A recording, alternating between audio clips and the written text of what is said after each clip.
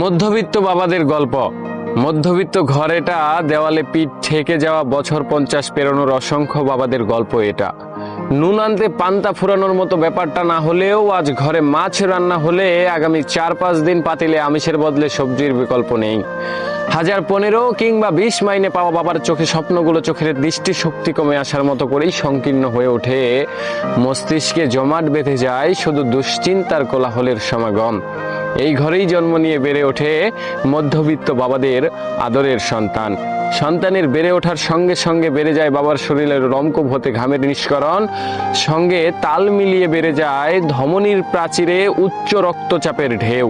সময়ের কলাতনে পরিবার বড় হয়ে ওঠে, তাল মিলিয়ে বেড়ে যায় খাদ্য, চিকিৎসা কিংবা বস্ত্রের মতো আবশ্যিক চাহিদাগুলো। শুধু সমানুপাতিক হারে কখনোই বেড়ে ওঠে না বাবাদের মাসিক আয়ের অঙ্কটা।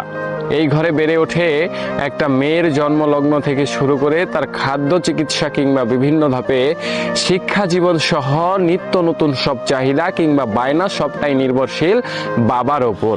একটা ছেলের একটা নির্দিষ্ট বয়স থেকে স্বনির্ভরশীল হয়ে ওঠার সুযোগ থাকলেও মেয়েদের ক্ষেত্রে তা সীমিত। ফলে পরোক্ষ বা প্রত্যক্ষভাবে দায়িত্বগুলো দায়ভার পড়ে যায় একমাত্র সংসারকর্তা বাবার ওপর।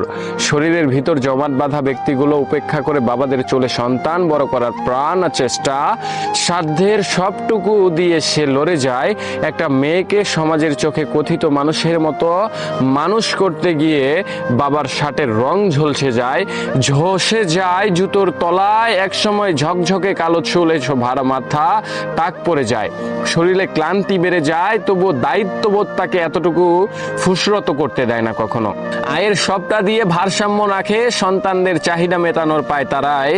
একটা সময় মেয়ে বড় হয়ে ওঠে, নতুন করে মাথায় চেপে বসে অন্যতায় উপযুক্ত বয়স। তাকে বিয়ে দিয়ে স্বামীর ঘরে পাঠিয়ে দেওয়া।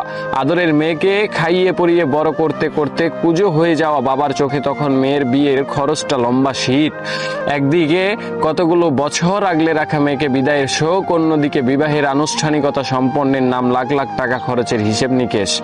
একটার সাথে অন্যটার সংমিশ্রণে বাবার চোখে পানি আসার পত্রগুলো বন্ধ হয়ে যায়। তাই বাবার কঠিন হয়ে ওঠে, তারা কাঁদতে জানে না। একমাত্র মেয়ে, ধুমধাম করে বিয়ে না দিলে লোকে কি বলবে? সমাজের চোখে নিজের বড় রাখতে গিয়ে সীমার বাহিরে গিয়ে পরিকল্পিত হয়ে বিয়ের আয়োজন। আত্মীয় স্বজন নামক মানুষগুলো, আত্মীয় স্বজন নামক মুখগুলো এমন আয়োজনের মধ্যেই ওত পেতে থাকে। কত রকমের দাবি তাদেরও। গতানুগণিক নিয়ম যেন এটাই যে মেয়ে জন্ম দেওয়া পিতার দায়িত্বই একমাত্র সব দায়ভার একান্ত তার। ছেলে পক্ষকে খুশি রাখতে এতটুকু ত্রুটি